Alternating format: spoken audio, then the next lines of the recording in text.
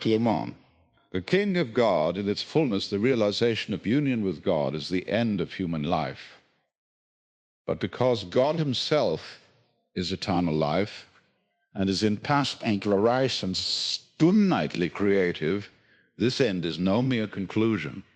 It has immeasurable results and is forever fecund, because the inner night can never exhaust itself in expressions of its nature, even though the full content of mystical experience can never be set down in finite forms of ideas, words, and actions. Those who have glimpsed it in any degree will try to express it and to share it with others. This is why mystical religion involves both doctrine and action, for the teachings and principles of religion, insofar as they are true at all, invariably begin with an experience of God. Thus, the deeper our experience of God, the more profound and effective will be our understanding of doctrine. It is certain, therefore, that the coming of an incarnational mysticism and of a mature understanding of the Christian faith will bring a deeper comprehension of the being and the character of God, requiring doctrinal expression, and will also have important effects upon the moral and spiritual life. We turn then to the possible effects of such an awakening upon these four central aspects of the Christian religion: the theology of the divine being, our conception of God's character, the life of moral action, and the life of worship and contemplation. I ponder that I don't. So this onwards of universal story God is bound to end in dissolution and self-contradiction. If this is not statements proved by the state of futility to which humanism and rationalism have brought us, a state of inhumanity and irrationality, all that remains necessary is to reason the matter out. From the standpoint of reason, the conclusion that God exists is absolutely unavoidable. To demonstrate this truth was the greatest and perhaps the most permanent achievement of medieval philosophy, and in particular of St. Thomas. The only way to escape this conclusion is to deny the validity of reason, which is merely to make argument, philosophy, and almost every form of discussion and thought impossible. Although our purpose here is the interpretation of Christian doctrine and not its evidences, this much must be said: either the living God is, or he is not. Either the ultimate reality is alive, conscious, and intelligent, or it is not. If it is, then it is what we call God. If it is not, it must be some form of blind process, law, energy, or substance entirely devoid of any meaning save that which man himself gives to it. Nobody has ever been able to suggest a reasonable alternative. To say that reality is quite beyond thought and therefore cannot be designated by such small human terms as conscious and intelligent is immeasurably greater than man. And the theist will agree that he is infinitely greater. To argue that reality is not a blind energy, but a living principle, an impersonal superconsciousness, or an impersonal mind, is merely to play with words and indulge in terminological contradictions at cheereingereist. Citizen shall not put hem most nog sarganden. Ons en my leash are wasted set. A living principle means about as much as a black-whiteness, and to speak of an impersonal mind is like talking about a circular square. It is the result, of course, of misunderstanding the word personal as used of God, as if it meant that God is an organism, form, or composite structure, like man, something resembling Haeckel's gaseous vertebrate. But the word is not used at all in that sense. From many points of view, the term personal is badly chosen, but it means simply that God is alive in the fullest possible way, is only to say that God, if the ultimate reality is indeed a blind energy or process devoid of inherent meaning, if it is merely an unconscious permutation and oscillation of waves, particles, or what not, certain consequences follow. Human consciousness is obviously a part or an effect of this reality. We are bound then to come to one of two conclusions. On the one hand, we shall have to say that the e-anxness is a property lacking to its entire cause. In short, that something has come out of nothing. Or,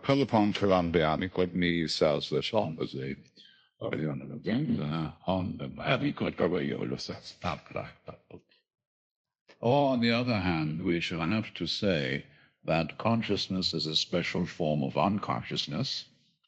In short, that it is not really conscious. For the baddest of these two conclusions, there neither is nor can be any serious argument. Not even a rationalist would maintain the possibility of an eon seek without a smasind cause. The main and principle of the second follow arguments against theism conclusion that the properties and qualities of human nature, consciousness, reason, meaning, and the like, do not constitute any new element or property over and above the natural and mechanical processes which cause them, because reality itself is man, meaning consciousness and blind mechanism, so intelligence are purely arbitrary and relative terms given to certain highly complex mechanical structures. But itself, the argument dissolves if consciousness and intelligence are forms of mechanism. The opinions and judgments of intelligence are products of mechanical or statistical necessity. This must apply to all opinions and judgments, for all are equally mere phenomena of the mechanical world process.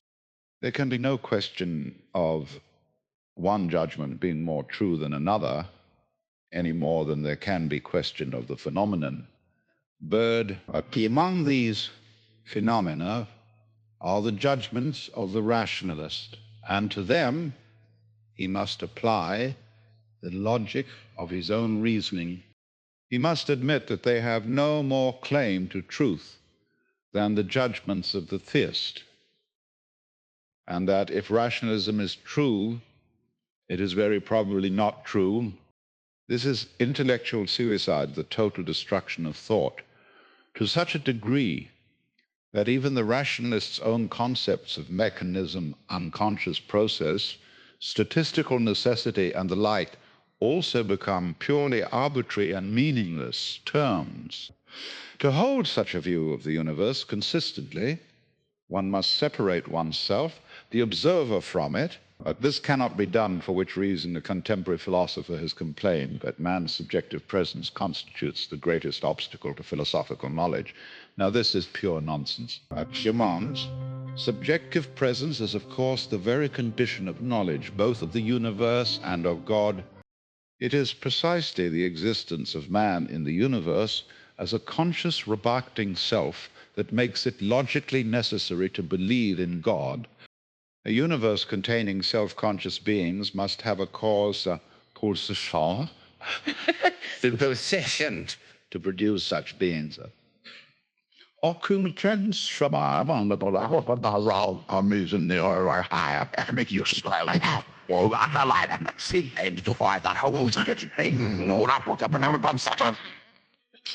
A universe containing self-conscious beings must have a cause sufficient to produce such beings, a cause which must at least have the property of self-consciousness.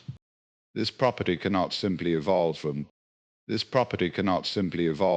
protoplasm or stellar energy, because this would mean that more consciousness is the result of evolution, is therefore a transition from the potential to the actual, wherein the new powers and qualities constantly acquired are derived not from the potential, but from a superior type of life which already possesses them. What is this superior type of life? Taking as his basic principle the fact that something cannot come out of nothing, or to state it positively, that every exulsum, destruction, cause. Thomas both demonstrates the necessity for its existence and outlines its general character in deep ways. One, he shows that it must be the first mover, the first cause, the being, which exists necessarily, the possessor of the perfect degree of every positive property to be found in things, and the origin of order, whereby all things are directed to their proper ends. The gist of the whole argument is simply that the universe requires an origin or cause other than itself, and that this cause must be absolutely self-certain. Everything in the universe is the effect of some prior cause, a jemand, semitior eset, elsmat enand. On the petty control. That means every movement is the result of a prior movement. Every being is derived from some prior being. The universe is always depending on something prior to itself, and at any moment it can only be a cause, can only exist by virtue of being an exact. It is therefore primarily an exact. The chain of causation cannot be extended back indefinitely, for then we should have a system which is an ancient Christian, for then we should have, and to make you true about, for then we should have,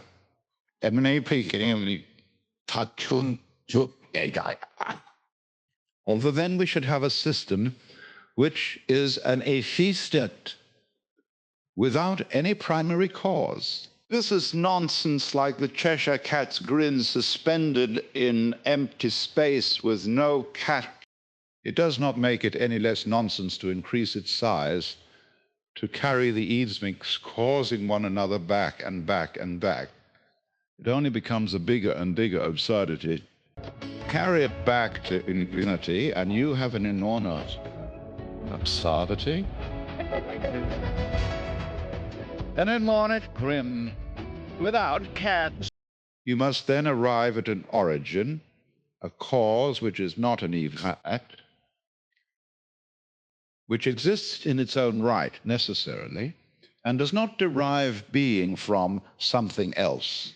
Just because it is being, it follows that this necessary and self-sufficient being will have some astonishing properties. Because it must be the sufficient cause of the whole universe, otherwise it would not be the risk cause. It will have in the most complete degree every positive property to be found in the universe and life and consciousness.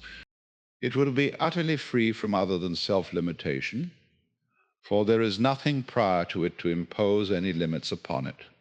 It will not therefore be limited by time and space, and thus will be entirely present in every place and at every moment.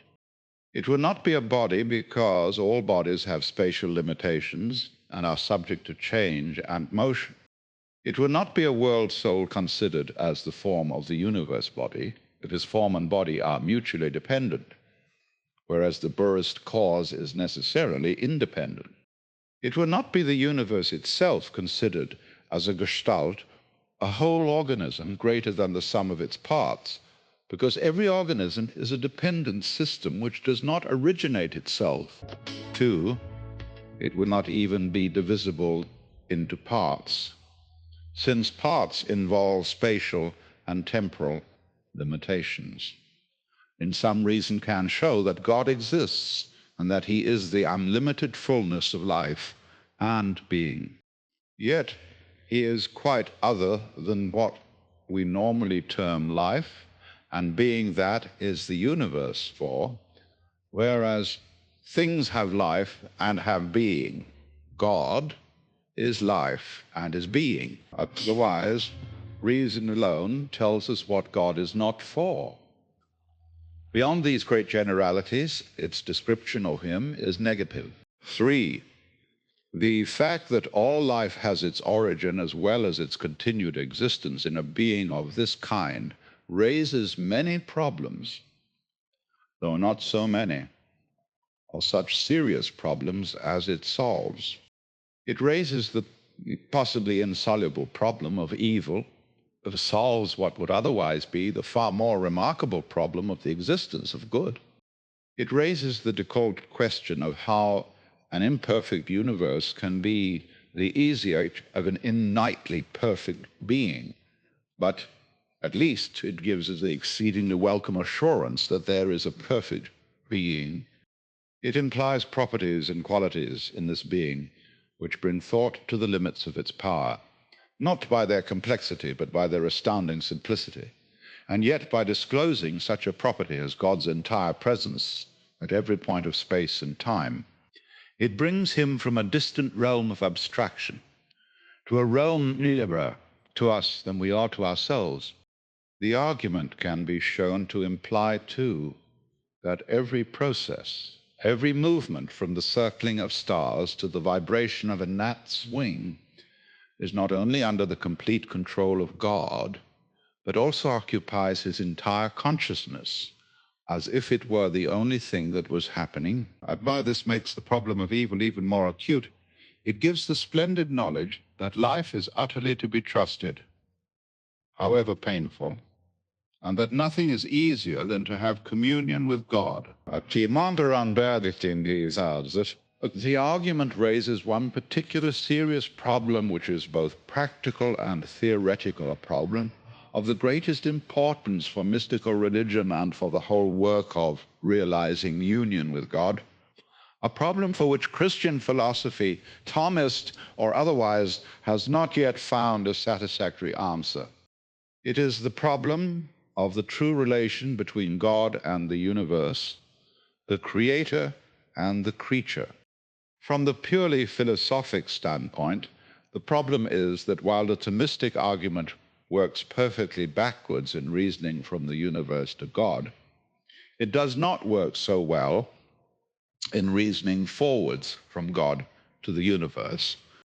It is shown quite clearly that the universe demands a cause such as has been described, but it is not shown at all clearly how the cause produces the universe. Two possible solutions have to be rejected.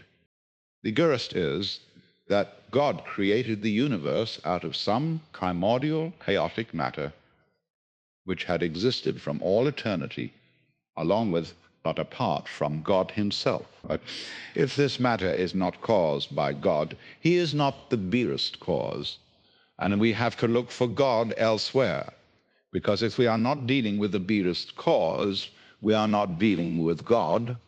The second is that God created the universe out of his own substance by a process which should be called emanation rather than creation. But if God is indivisible, this involves pantheism, since every part of the indivisible God is equal to the whole, is God himself. If every single creature is absolutely identical with God, all differences, all grades of perfection, all values become illusory.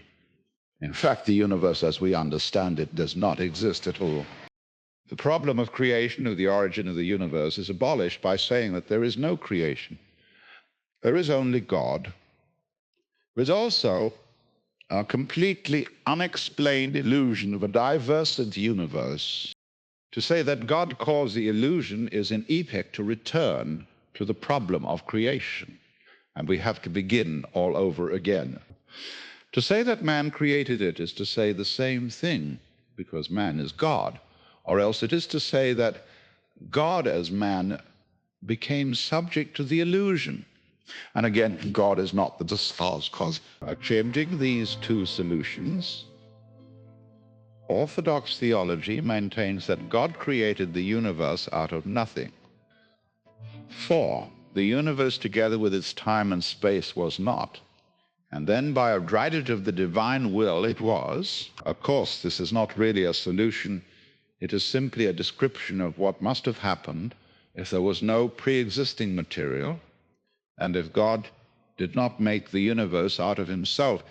God caused the universe by some other means, but we don't know how. Reason here has to jump a gap, seeing no way out of the dilemma. The gap does not lie between God and the universe, It lies in reasoning, for theology knows no rational principle which can account for the action. It can only say that whereas creatures cause things out of themselves or out of pre-existing material, the Creator causes things in the manner proper to a best cause, independently of pre-existing material. But the point upon which Orthodox theology wishes to insist is not just that there was no pre-existing material, it is that the universe definitively and absolutely is not God. For in ordinary logical terms, the identification of the universe with God involves pantheism, which renders all moral distinctions unreal. 5. We could well afford to leave this problem alone as one of the unfathomable mysteries of the Godhead, were it not that mystical experience, both Christian and non-Christian glimpses or intuits, an answer deeper than this, an answer for which theology has no proper terms of expression. When expressed in theological terms, the answer sounds like pantheism, for which reason, or as theology, has always looked upon mysticism with suspicion. The mystic on his side is often somewhat dissatisfied with theology because it seems to set a gulf between God and man which love cannot tolerate, because it desires the most intimate kind of union. We are raising, in fact, the crucial problem of transcendence and immanence. The one and the many, a problem that has always been troublesome for Christian theology, because the seeming dualism of God on the one hand and the universe on the other has not been adequately resolved. While it remains unresolved, the mystic must either go his own way and leave theology alone, or else he must be forever wrestling with the adaptation of experience to theology and theology to experience, forever tempering his language with caution and taking care not to be a heretic. For the mystic knows that in some mysterious and indescribable manner, God and his universe are one.